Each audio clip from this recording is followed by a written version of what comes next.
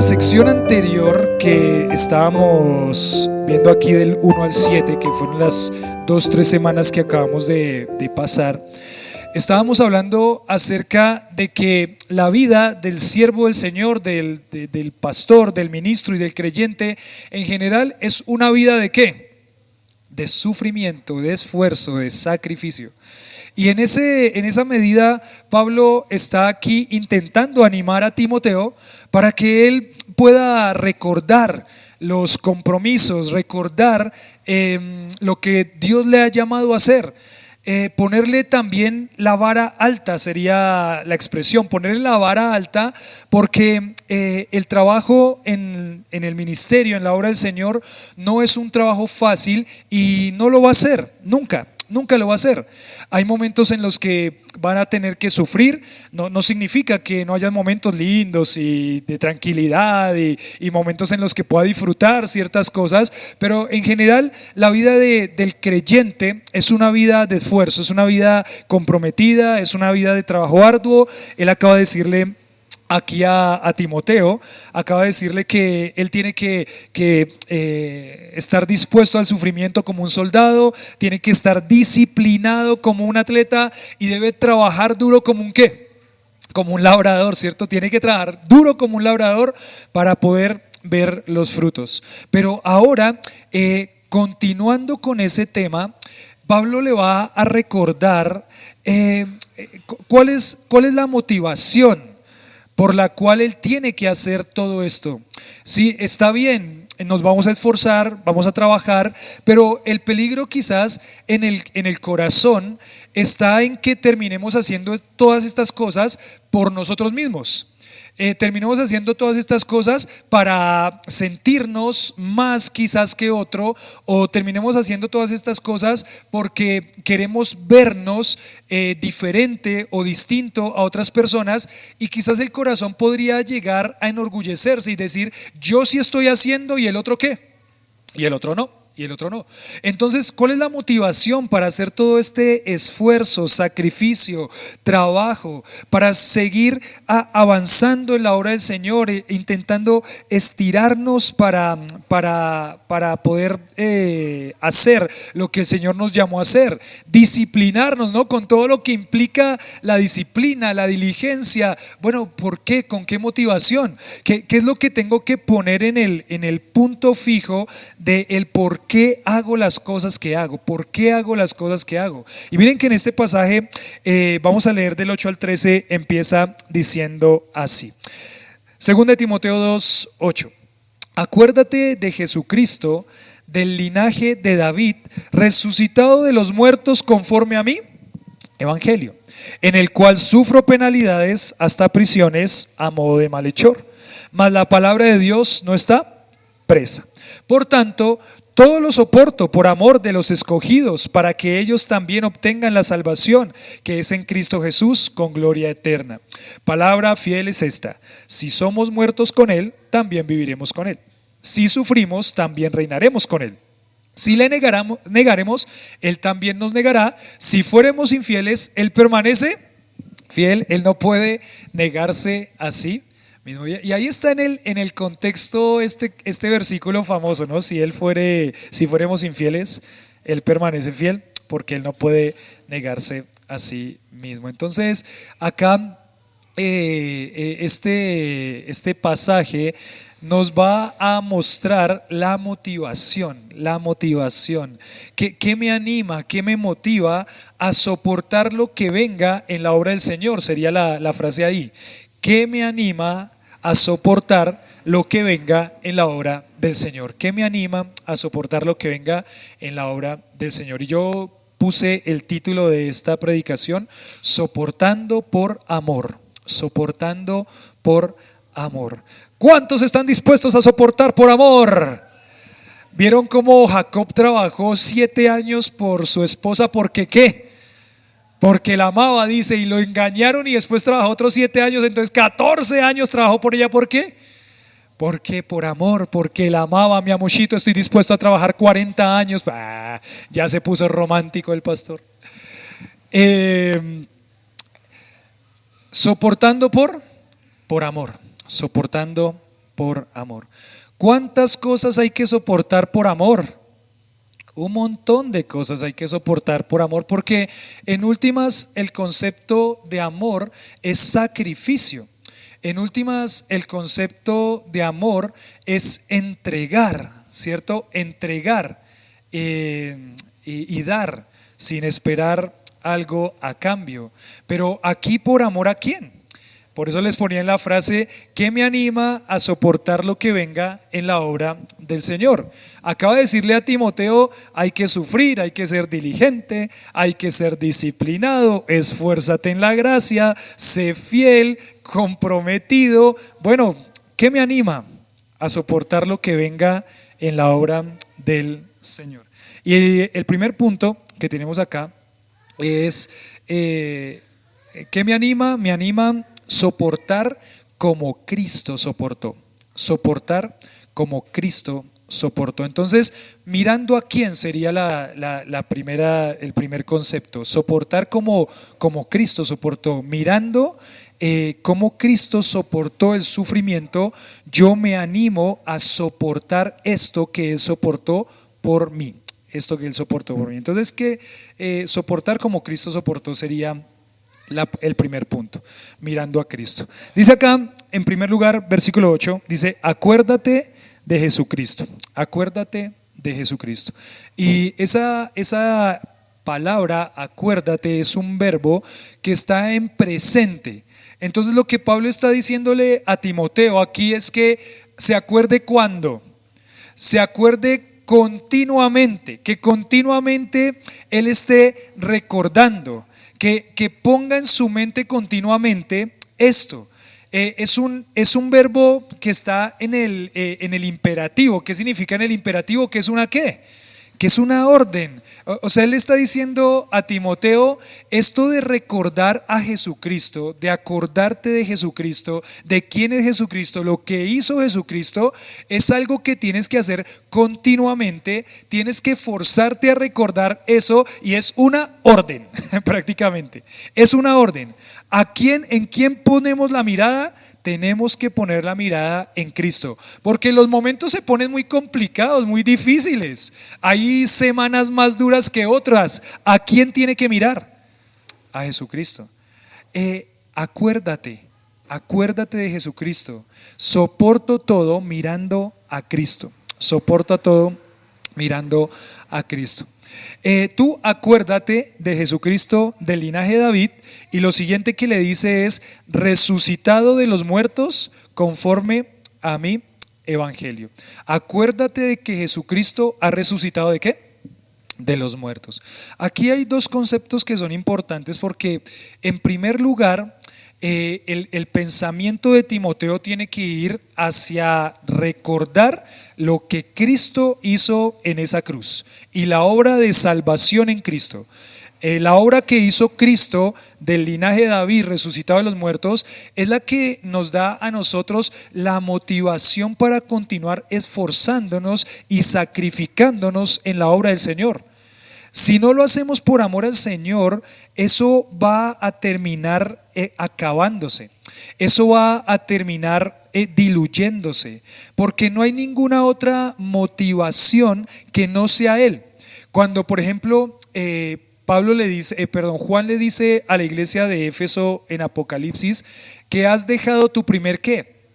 Amor. O sea, la motivación con lo que hacías las cosas se fue, lo dejaste. Antes estabas motivado a hacer las cosas por el Señor, pensando en el Señor, recordando continuamente al Señor, recordando lo que el Señor hizo. Eso era lo que te movía, le dijo el Señor a la iglesia de Éfeso. Lo que te movía era recordar lo que fue la obra maravillosa de Cristo y hacer todo pensando en eso, teniendo presente a tu Señor, recordando a tu Señor continuamente. Que cuando yo estoy de pronto por ahí en la calle, en el trabajo o en donde esté, yo estoy pensando, ¿esto lo hago para quién?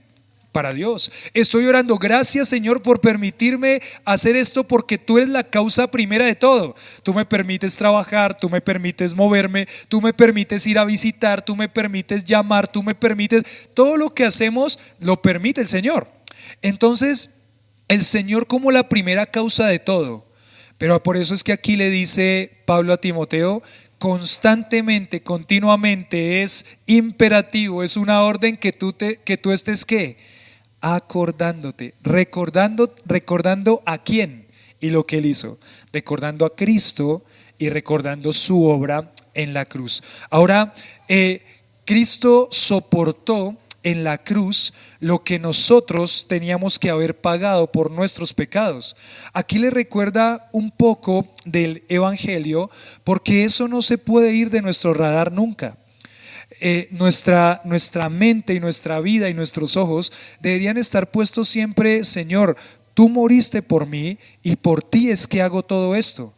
Y cuando nosotros pensamos en lo que el Señor hizo por nosotros, entonces no hay ningún sacrificio que se compare a lo que Él hizo por nosotros en la cruz. Entonces por eso pensamos que ¿qué me anima a soportar lo que venga en la obra del Señor? Es soportar como Cristo soportó por mí, esa obra maravillosa en la cruz, mirando a Cristo. Pero también hay algo que es interesante aquí que Pablo quiere atacar. Pablo quiere atacar una falsa doctrina que se estaba metiendo en la iglesia en Éfeso, precisamente, que es donde Timoteo es el pastor. La falsa doctrina decía dos cosas. Lo primero que decía la falsa doctrina era que Jesús no había venido en carne, que Jesús no había venido en carne. Y la segunda falsa doctrina es que era la doctrina de la resurrección. Una, que Jesús no había resucitado, o otra, que la resurrección de entre los muertos ya se había efectuado y entonces ya los que estaban vivos no tenían ninguna esperanza. Pablo le quiere recordar a Timoteo que la encarnación de Cristo es algo seguro. Él es del linaje de David, él es descendiente de David y que vino en carne. Es más, es interesante porque la palabra del linaje está relacionada, o la palabra que dice, está relacionada como espermatón. Espermatón, no sé si a su mente viene algo cuando les digo la palabra espermatón, o sea, es del linaje concebido, prácticamente hecho hombre por ese proceso de nacimiento natural. Ese proceso de nacimiento natural. Entonces, él está queriendo aquí también atacar eso directamente, porque habían personas que se estaban empezando a levantar, personas que decían que Jesucristo no había venido en ¿qué? En carne, que Jesucristo era espíritu, y otros que decían que Cristo o no había resucitado o que la resurrección de entre los muertos ya se había efectuado. Y Pablo le quiere decir acá: Jesucristo resucitó. Jesucristo resucitó. Entonces, acuérdate de Jesucristo. En primer lugar, acuérdate de Jesucristo, del linaje de David, resucitado de los muertos, conforme a mi evangelio. Bueno, ¿y qué es el evangelio? ¿Qué es el evangelio?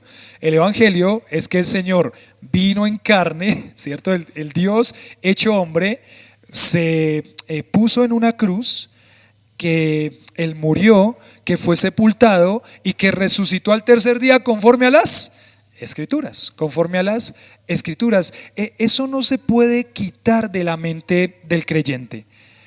En los momentos de dificultad, en los momentos de presión, en los momentos de persecución, en los momentos en los que Pablo está sufriendo en una cárcel, este hombre que está en una cárcel fría por el evangelio, Pablo recordaba continuamente: todo esto lo soporto por amor a ¿quién? Por amor a Cristo, quien se entregó por mí, quien se entregó para que yo pudiera tener vida eterna. Que Pablo veía el sufrimiento en una forma pasajera, no lo buscaba, pero lo soportaba, no lo buscaba, pero lo aceptaba, y ese sufrimiento le llevaba a pensar: Cristo sufrió por mí. Y ese sufrimiento es pasajero en comparación a la gloria eterna que espera al creyente en Cristo Jesús. Estaba terminando de dictar la clase de Apocalipsis esta semana ahí con los hombres del CCP, y tremendo como Apocalipsis lleva siempre al creyente a pensar en la gloria eterna, En medio de todos los juicios, las copas, los sellos, las trompetas y las copas, en medio de todos los juicios siempre hay un paréntesis. El paréntesis nos pasa de la tierra al cielo, mostrando la gloria del Señor, mostrando a los creyentes victoriosos en Cristo Jesús, porque la tribulación que se tiene en este momento no es de compararse con ¿qué? Con la gloria eterna que viene para el creyente. Ahí es donde uno empieza a pensar, recuerdan que hace 8 días decíamos, la corona de vida, la cual dará el Señor juez justo, no solo a mí, sino a todos los que aman su ¿qué? Su venida. Cuando uno empieza a pensar en la gloria eterna, en lo que nos espera en la eternidad, porque somos salvos, porque Cristo soportó este sufrimiento por nosotros, murió y resucitó, ahí es cuando uno empieza a decir, ven Señor Jesús, ven ya Señor Jesús, porque la gloria eterna es maravillosa a comparación de lo que nosotros vivimos acá. Entonces, ¿qué me anima a soportar lo que venga en la obra del Señor? ¿Qué me anima a soportar tribulación, angustia, peligro, hambre o desnudez? ¿Qué me anima a soportar eso? Cristo, su obra, lo que Él hizo por mí en la cruz, me anima a soportarlo todo. Ustedes pueden pensar en estos hombres en el Imperio Romano, en el Coliseo Romano, que les están diciendo, niegue a Cristo. No niega a Cristo, entonces va una mano, cortada la mano.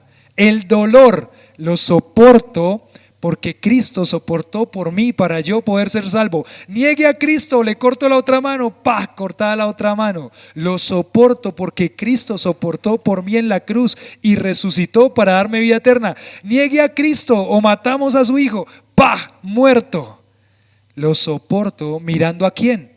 A Cristo. Cuando hay un creyente arraigado en esta convicción, este creyente va a poder sufrir y soportar ¿hasta dónde? Hasta la muerte. Hasta la muerte. Solamente aquel que es creyente en Cristo Jesús va a poder soportar hasta la muerte, porque es Él quien da esta capacidad de soportar. Esta capacidad de soportar. Entonces, ¿qué me anima a soportar lo que venga en la obra del Señor?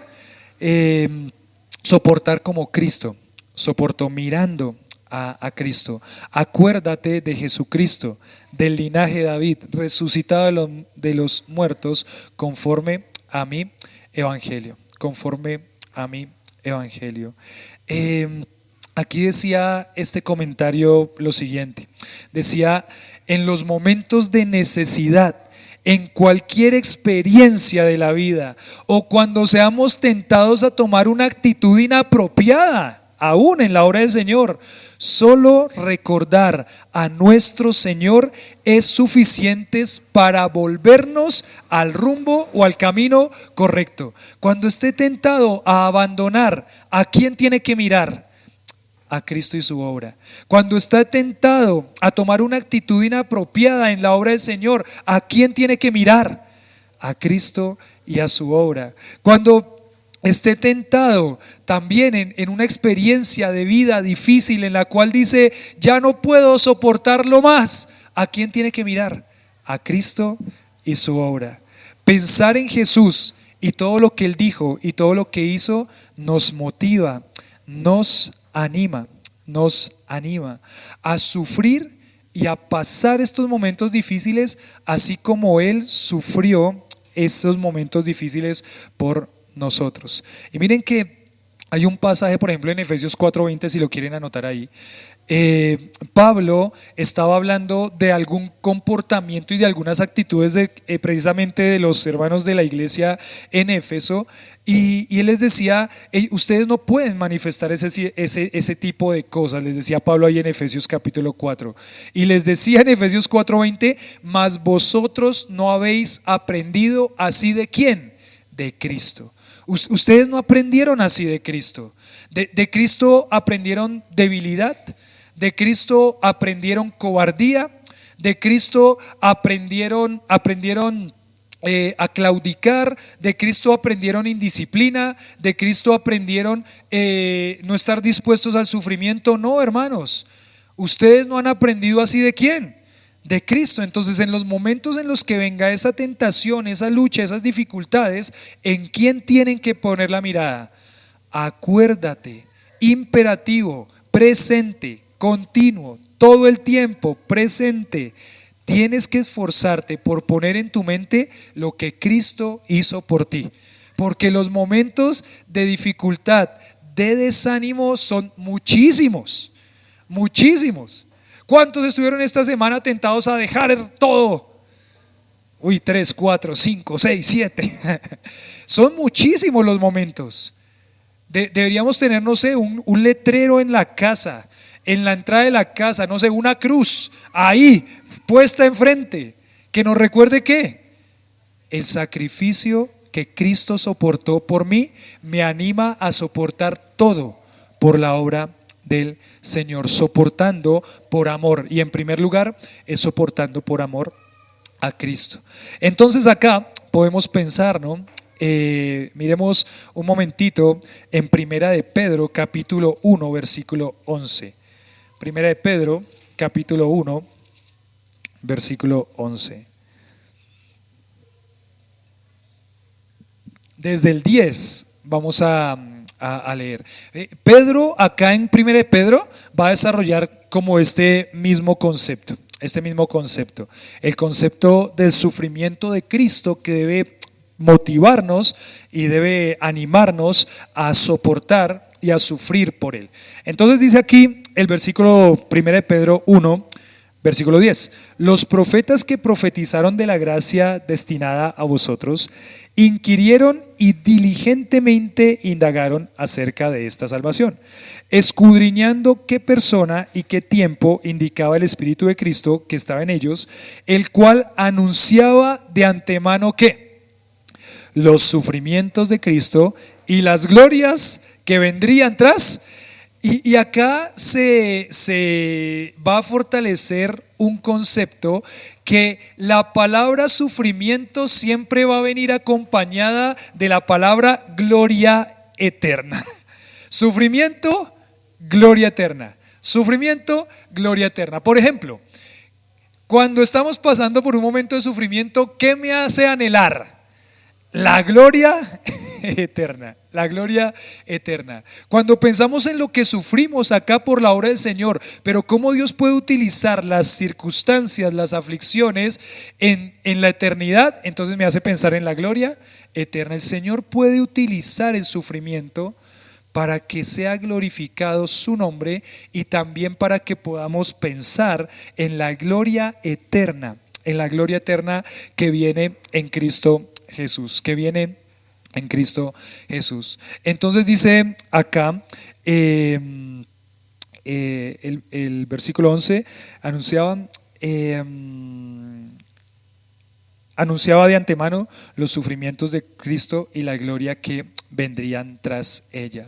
Ahí, por ejemplo, en otro pasaje, en el capítulo 4 del mismo Primera de Pedro, en el versículo 13, capítulo 4, versículo 13, hablando esta carta de Primera de Pedro, capítulo 4, versículo 13, dice, bueno, leemos desde el 12: amados, no os sorprendáis de qué, del fuego de prueba que os ha sobrevenido, como si alguna cosa ¿qué? Extraña os aconteciese. Eso no es algo que la prueba de fuego, 4:12, la prueba de fuego es algo extraño. ¿Es algo extraño para el creyente? El creyente debería decir, oiga, ¿por qué me vinieron pruebas? ¿Eso es lo que quería decir el creyente? No se extrañe. Las pruebas son algo común. Aparte, como pone el término, no os sorprendáis del fuego de prueba que os ha sobrevenido. ¿Y qué significa y qué se les viene a la mente cuando dice el fuego de prueba que os ha sobrevenido? ¿Cuántos se han quemado alguna vez? ¿Y qué tal la quemada? ¿Linda la quemada? Es porque las pruebas muchas veces son difíciles. Las pruebas no muchas veces, todas las veces son difíciles. Son momentos de dolor, son momentos de aflicción, pero no es una cosa extraña. No es una cosa extraña al Hijo de Dios, como si alguna cosa extraña os aconteciese. ¿Qué dice el versículo 13? Dice, sino gozaos por cuanto sois ¿qué? Participantes de los padecimientos de Cristo, para que también en la revelación de su gloria, otra vez, padecimiento con qué, gloria eterna, para que también en la revelación de su gloria os gocéis con gran alegría, os gocéis con gran alegría. Entonces no se extrañen del momento de prueba que viene. Ahora, aquí estamos hablando de las pruebas por el Evangelio, ¿cierto? Estamos hablando de esas pruebas que pasamos por ser creyentes, por la obra del Señor, porque su nombre sea engrandecido. No se sorprendan, hermanos. La prueba y el sufrimiento son parte de el creyente. Y no es una cosa extraña, es algo que vamos a tener que vivir constantemente, aún continuamente. Por ejemplo, diariamente en nuestra batalla contra el pecado van a venir muchos momentos de aflicción. No se extrañen, hermanos. Yo soy cristiano y yo no voy a hacer eso. Y vienen las burlas, vienen los reproches, viene todo. No se sorprendan. Aquel que en Cristo Jesús está va a tener muchas pruebas y no son cosas extrañas. Antes, lo que Pedro le dice aquí a los hermanos creyentes es que en vez de desanimarse, en vez de sorprenderse, en vez quizás de quejarse, en vez quizás de renegar, ¿qué es lo que tienen que hacer según el versículo 13? Dice ahí, sino gozaos. Es una cláusula ahí de contraste, está haciendo un contraste entre el gozo que debe haber en el creyente por sufrir aflicciones por el nombre de Cristo. Por sufrir aflicciones por el nombre de Cristo, sino gozaos por cuando sois participantes. Entonces, miren que Pablo está diciéndole aquí a Timoteo, básicamente, Timoteo, tienes que darte cuenta que así como Cristo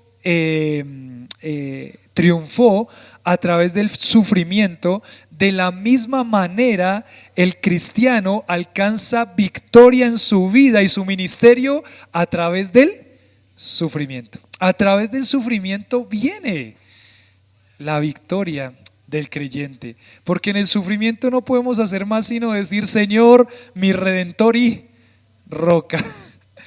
Señor, tú moriste por mí y padeciste todo esto, ayúdame a padecer por ti. Y ahí dice, volviendo ahí a segunda de Timoteo, dice ahí el 2:8, acuérdate de Jesucristo, del linaje de David, resucitado de los muertos, conforme a mi evangelio. En el 9 dice, en el evangelio, ¿cierto? En el cual está haciendo referencia al evangelio, en el cual sufro ¿qué? Penalidades, hasta prisiones, a modo de malhechor. El concepto de Pablo, ¿no?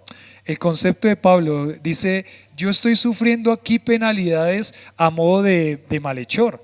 La palabra o ese verbo sufro penalidades también está en el mismas características, presente, imperativo. Él está sufriendo, continuamente está sufriendo. Ahí, si quieren ver en su casa, segunda de Corintios capítulo 11 nos habla de los padecimientos que Pablo narra ahí: naufragios, hambres, ayunos, es decir, no comía Pablo por todo lo que estaba pasando, prisiones, peligros de los de mi nación. Todo eso era un sufrimiento constante para la vida de Pablo. Pensando en esto, decía yo, ¿cuántos de nosotros hemos sufrido a ese nivel, no?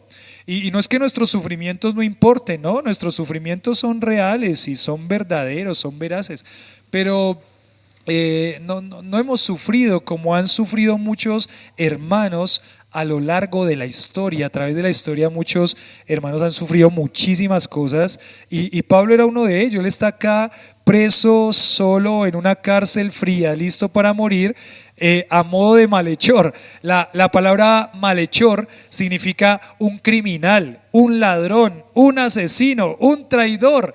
¿Y Pablo era esto? ¿Un criminal, un ladrón, un asesino, un traidor? Y no, Pablo está aquí preso por el Evangelio, por la palabra del Evangelio, mirando a Cristo, pensando: Cristo murió por mí, yo voy a morir por Él. Cristo sufrió por mí, yo voy a sufrir por Él. Cristo me amó tanto que se entregó su vida por mí, yo voy a amarle a Él y voy a entregar mi vida si es necesario por Él. Entonces, una de las cosas que se ve acá es Pablo sufriendo y declarando una humillación enorme que él está viviendo. Es una humillación lo que está pasando aquí en la vida de Pablo. No sé cuántos de ustedes, por ejemplo, cuando leen estos textos, prácticamente es como que se sienten justicieros y quisieran venganza y quisieran librar a Pablo de esto que está pasando, ¿cierto? Porque es una ¿qué? Es una injusticia lo que él está viviendo acá. Él no está aquí siendo perseguido por ser malo. Él está aquí siendo perseguido por haberse dedicado en su vida a predicar la palabra. Entonces Pablo está declarando: hay una humillación que yo estoy sufriendo, pero aún en la humillación que yo estoy sufriendo, ¿qué pasa? La voy a soportar. ¿Y la voy a soportar mirando a quién? Mirando a Cristo, que derramó su sangre por mí. Y bueno, otro pasaje, si quieren anotarlo ahí, está en 2 de Corintios capítulo 4 versículo 7 y versículo 9. Dice así: 2 de Corintios 4, 7 al 9. Pero tenemos este tesoro, que es el Evangelio, en vasos de barro. ¿Por qué dice Pablo en vasos de barro? Porque los vasos de barro ¿son fuertes o son frágiles? Frágiles. Él está diciendo: ¿saben quiénes son los vasos de barro? Los vasos de barro somos nosotros. Nosotros llevamos el tesoro del Evangelio, pero nosotros somos ¿qué? Débiles. Nosotros nos quebramos ¿qué? Rápidamente, fácilmente nos quebramos. Es nuestra fragilidad, es nuestra debilidad. Pero dice Pablo: tenemos este tesoro en vasos de barro para que la excelencia del poder sea de Dios y no de nosotros. Y mire lo que dice Pablo acá: que estamos atribulados en todo, mas no ¿qué? Angustiados. Estamos atribulados, pero no estamos ¿qué? Al punto de la angustia tremenda que no nos deja vivir. No, a ese punto no estamos. Estamos atribulados, tenemos persecución, estamos pasando momentos difíciles, pero hasta el punto de la angustia, de la desesperación, de que ya todo mi ser claudique, ya que esté mi ser prácticamente totalmente descompensado por la angustia y la preocupación. No, tampoco. Estamos atribulados, pero esa tribulación no nos va a llevar hasta el momento de la angustia completa en la que nuestra existencia ya prácticamente no queremos vivir más. No. Estamos atribulados, pero no estamos angustiados. En apuros, ¿cierto? En aprietos, en momentos difíciles, pero dice: más no ¿qué? Desesperados. Estamos en momentos difíciles, en aprietos, pero no estamos desesperados. O sea, la desesperación no hace parte del creyente, y solamente puede soportarlo mirando a Cristo y pensando en quién es Él y en su obra. Pero no, el creyente no se desespera al punto del enloquecimiento. Eso no es una característica de la vida del creyente. El creyente que está, dice acá, en apuros, apretado o atribulado, ¿a quién mira? A Cristo. ¿En quién busca su fortaleza? En Cristo. ¿En quién está su confianza? En Cristo. Cuando nosotros quitamos a Cristo de nuestro radar, entonces ahí viene la desesperación, entonces ahí viene la angustia hasta el extremo. Ahí sí todo nuestro ser claudica. Pero cuando el creyente está atribulado, más no angustiado, está en apuros, pero no desesperado. Acá dice también: perseguidos, mas no desamparados. Sí, vamos a estar perseguidos, es un momento difícil en la persecución del creyente, pero no estamos ¿qué? Desamparados, porque estamos mirando ¿a quién? A Cristo. Desamparados, mas no desamparados. Y derribados, derribados, mas no ¿qué? Destruidos. No hay nada que pueda destruirnos. Nosotros somos inmortales. ¿Y este ahora que está diciendo aquí cosas raras? No. Nosotros vamos a morir ¿cuándo? ¿Cuándo vamos a morir? Cuando el Señor lo diga. Mientras que el Señor no nos llame a su presencia a través de la muerte, el creyente es indestructible, no puede morir. El inmortal, lo habíamos dicho alguna vez, ¿no? Highlander, el inmortal, el que veía la serie. Porque podemos estar derribados. ¿Y cuántas veces hemos caído? ¿Y cuántas veces nos hemos sentido que nos botaron? ¿Y cuántas veces? Sí, nos pueden derribar, pero no estamos ¿qué? Destruidos. El creyente se levanta y continúa. ¿Mirando a quién? Mirando a Cristo. Poniendo en su mente, por eso recuerda constantemente y continuamente a Jesucristo. El Señor pasó todo por nosotros. No hay ningún sacrificio y sufrimiento que se compare con lo que Él tuvo que vivir por nosotros. Entonces estamos derribados, pero no estamos destruidos. Y Pablo tiene acá siempre un pensamiento de triunfo. No porque él diga yo soy y yo puedo y yo puedo y yo puedo 10 veces y diga 10 veces que puede para que pueda, no, nada de eso. Su pensamiento es un pensamiento de triunfo y de victoria porque él sabe en quién está puesta su mirada. En Romanos 8:35 al 37 es un versículo que seguramente se lo saben de memoria. ¿Quién nos separará? La canción nos la ayudó a recordar, ¿no? A poner en nuestra mente de memoria. ¿Quién nos separará del amor de Cristo? Pregunta Pablo, y son preguntas retóricas que tienen una respuesta lógica. ¿Quién nos separará del amor de Cristo? La respuesta lógica es ¿cuál? Nada ni nadie. Y ahí empieza a decir, ¿tribulación o angustia nos va a separar del amor de Cristo? No, lo podemos soportar. ¿O persecución o hambre o desnudez? No nos va a separar del amor de Cristo, lo podemos soportar. O peligro o espada, es decir, peligro no nos va a separar del amor de Cristo, y espada está haciendo referencia ¿a qué? A la muerte, a la muerte. O sea, ¿la muerte nos va a separar del amor de Cristo? Tampoco. Como está escrito, y mire cómo lo pone Pablo acá. Por causa de ti somos muertos todo el tiempo. ¿Cómo así que por causa de ti somos muertos todo el tiempo? ¿Por causa de quién? Por causa de Cristo, dice Pablo, somos muertos todo el tiempo. Refuerza el concepto diciendo, somos contados como ovejas de matadero. ¿Cómo así como ovejas de matadero? Cuando estamos yendo por la autopista sur hacia el matadero, de vez en cuando se nos atraviesa un camión ¿con qué? Con las vacas que van ahí. Los niños están, ¡ay, la vaca! Y Lucy dice, Lola, Lola, la vaca Lola, la vaca Lola. Y ahí está cantando Lucy, Lola, Lola. Y los cerditos, ¡ay, tan lindos los cerditos! Gordos, van directo al matadero. ¿Cómo así?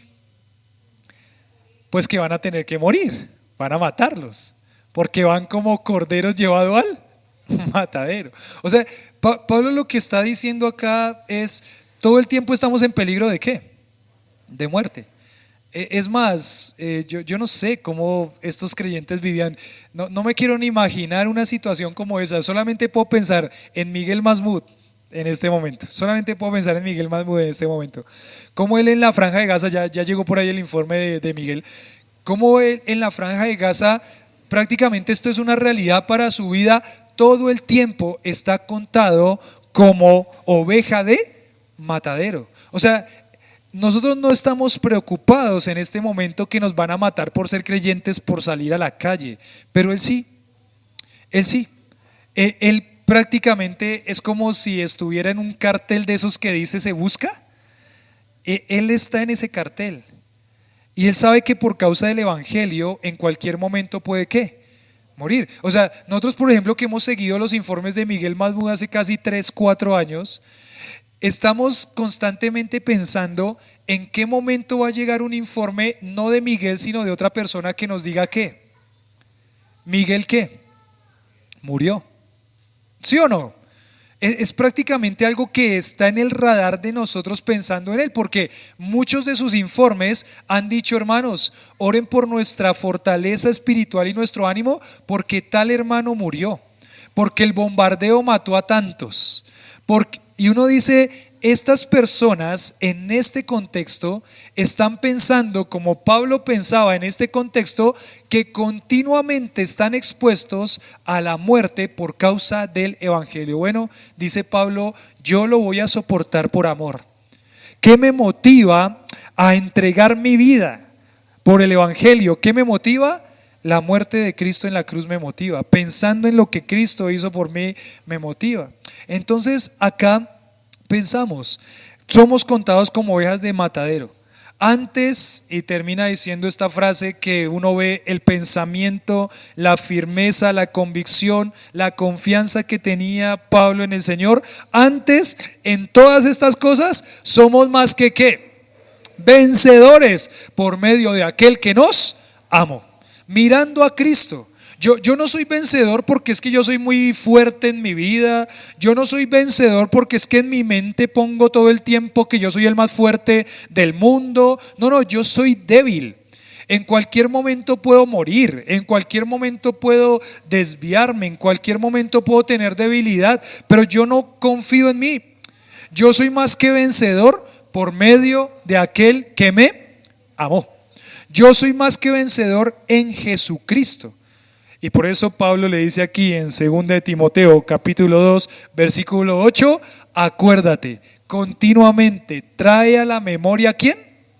A Jesucristo. Trae a la memoria a Jesucristo. Y lo que termina Pablo aquí diciendo me parece algo maravilloso en este primer punto.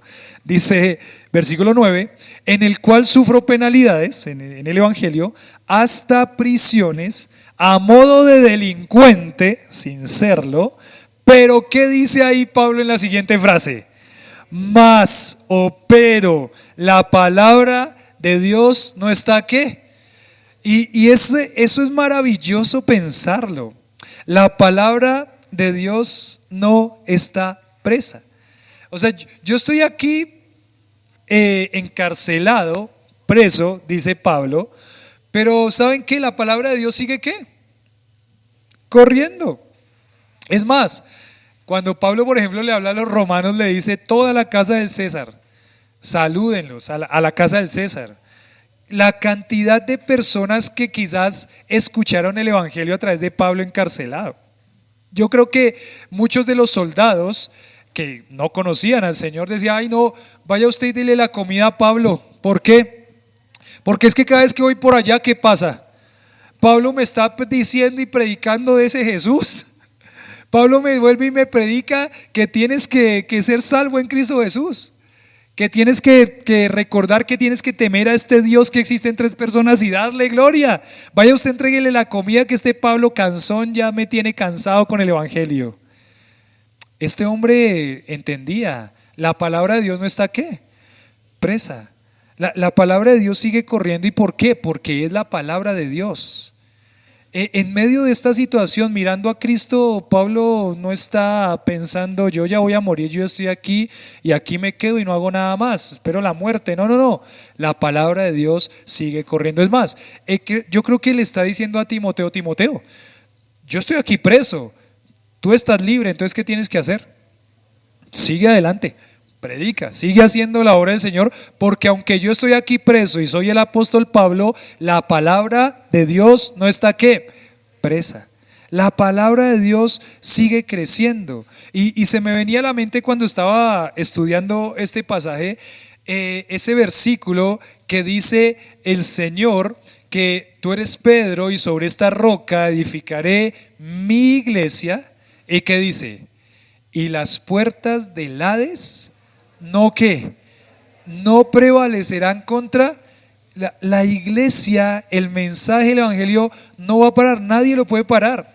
Otra vez viene a mi mente Apocalipsis, y en Apocalipsis hay 144,000. ¿Quiénes son los 144,000?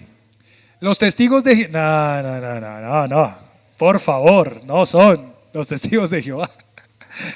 Los 144,000 son judíos creyentes del tiempo de ¿qué? De la tribulación. Y dice que Dios les pone un sello, y ese sello implica, lealtad de ellos, servicio de adoración a Dios, pero implica que por tener ese sello, muchas de las cosas que hay en Apocalipsis no los pueden ¿qué? Tocar. Ellos no pueden morir. ¿Y cuál es su tarea en ese momento de la historia? ¿Predicar qué? El evangelio. Pero Satanás en el momento de la tribulación, si alguno de ustedes se queda en la tribulación, por favor recuerde esto. Pero Satanás en el momento de la tribulación va a intentar perseguir y quitar todo lo que sea Dios, pero no va a poder. Hay 144,000 sellados que no los van a poder tocar. Hay 2 testigos que van a estar desde el principio de la tribulación testificando y haciendo milagros y señales poderosas, que van a estar predicando el evangelio. Después va a venir un ángel que va a salir del cielo y va a predicar el evangelio a todo el mundo. Ahí es cuando dice que el evangelio va a ser predicado a todo el mundo, y entonces vendrá el fin. En el tiempo de la tribulación no está presa, no la pueden frenar. La palabra de Dios no puede ser derrotada, el Señor no puede ser derrotada, la iglesia no puede ser derrotada. Nosotros estamos del lado de la victoria. La palabra de Dios no está presa, las puertas del Hades no prevalecerán contra ella. Y mire que es como si Pablo estuviera diciendo: de mí no depende única y exclusivamente el que la palabra de Dios corra. Si fuera por eso, la palabra de Dios ya estaría presa aquí y grave, ya no hay nadie más que la podría escuchar. No, Timoteo, de mí no depende que la palabra de Dios corra y se multiplique.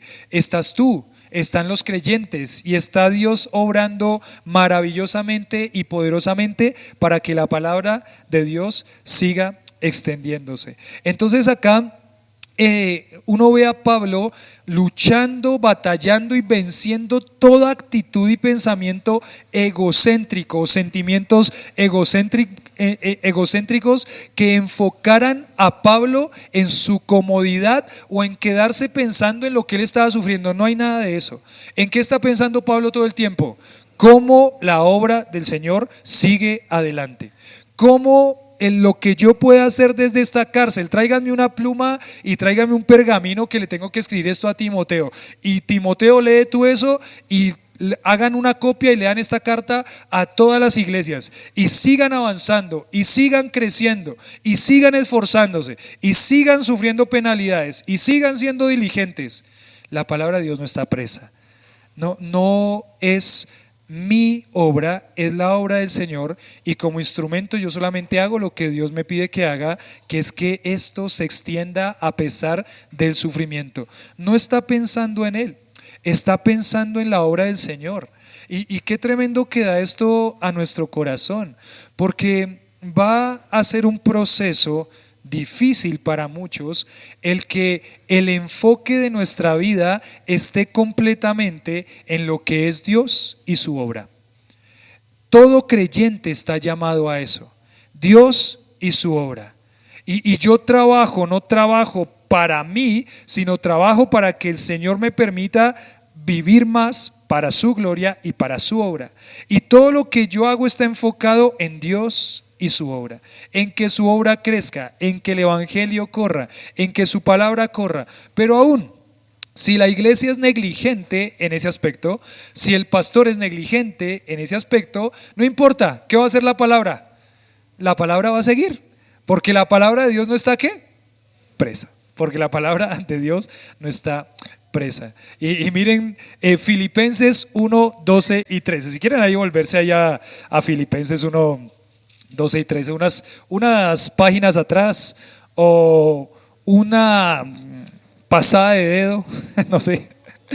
Filipenses 1, 12 y 13. Filipenses 1, 12 y 13. Filipenses 1, 12 y 13. Filipenses 1, 12 y 13 dice así. Dice: quiero que sepáis, hermanos, que las cosas que me han sucedido han redundado más bien para el progreso de él. ¿En qué estaba pensando Pablo todo el tiempo? ¿Cómo el evangelio progresa? ¿Cómo sigue? Las cosas que me han pasado, hermanos, realmente lo que hicieron fue que el evangelio progresara. Es lo que Pablo dice. O sea, ¿de qué forma hubiera podido llegar hasta los centuriones romanos si no hubiera sido encarcelado? Bueno, todo es para el progreso del evangelio. Versículo 13. De tal manera que mis ¿qué? Se han hecho patentes en Cristo ¿en dónde? En todo el pretorio y a todos los demás. ¿Qué significa en todo el pretorio? ¿Qué es eso de pretorio? ¿Recuerdan las películas romanas? ¿La guardia qué? Pretoriana. ¿Alguna vez vieron Gladiador? La película de Gladiador, el que muere ahí, ¿sí? En el Coliseo Romano. No por cristiano, no, él no murió por cristiano. Pero la guardia pretoriana, la guardia del emperador romano, ellos eran los que custodiaban al emperador romano. Acá se les llamaría la guardia presidencial. Y Pablo dice, porque estuve encarcelado, la guardia pretoriana escuchó ¿qué? El evangelio. Y muchos de ellos se salvaron. Entonces, obra para bien, obra para bien. Pablo no está pensando en él. Él está pensando, mirando al Señor, enfocado en el Señor. Todo lo soporto por amor a Él, mirando a Cristo, porque Él soportó todo por mí. Entonces yo lo que hago es, mirándolo a Él, sigo haciendo lo que tengo que hacer. En Efesios capítulo 6, versículo 20, una hojita atrás, Efesios 6, 20. Pablo le pide a los tesalonicenses que oren por él. ¿Por qué? ¿Que oren qué? ¿Cierto? ¿Que oren qué?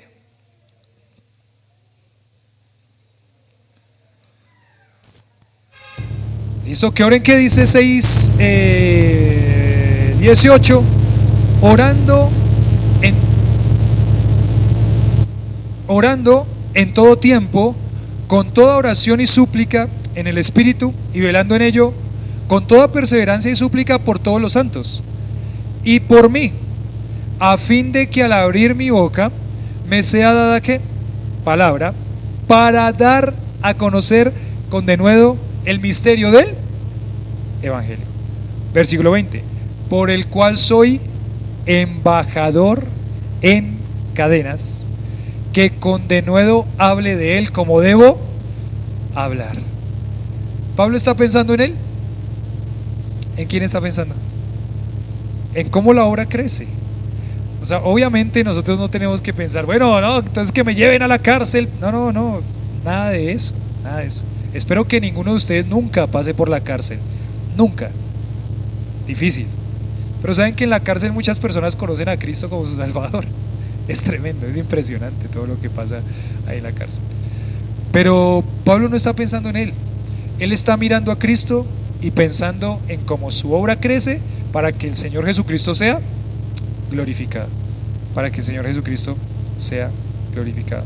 Entonces Pablo soporta todo, y como les decía, soporta mirando a Cristo, pensando también en la eternidad. En 2 Corintios 4, 17, Pablo dice que lo siguiente: porque esta leve tribulación momentánea,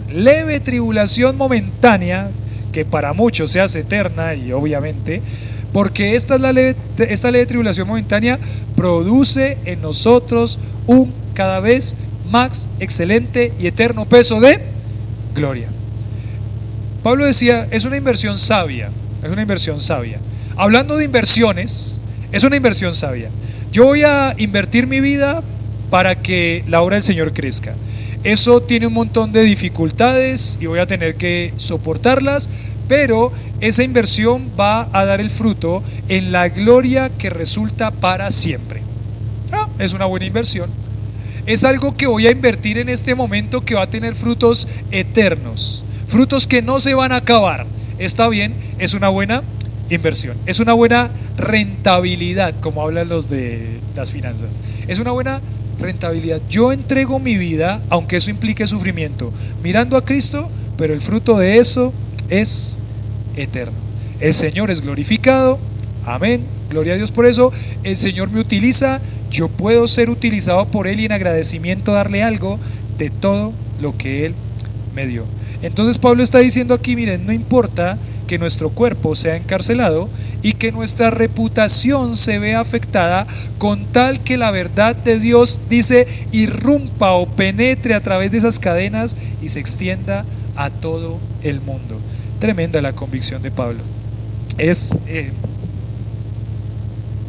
Creo que por eso es que Pablo es visto como una persona a seguir por todos nosotros, por muchos creyentes a través de las edades, porque su convicción estaba muy bien arraigada en el Señor. Entonces ahí pensamos, ¿no? Soportando por amor, decíamos ahí en el título, y decíamos, ¿qué me anima a soportar lo que venga en la obra del Señor? Bueno, me anima soportar como Cristo, ¿qué? Soportó, mirándolo a Él, pensando en Él, que nuestra motivación sea Él. Cuando vaya a venir el momento de sufrimiento por causa de Cristo, nuestra mirada fija en Él. Vamos a dejar ahí, los otros puntitos los miramos la otra semana.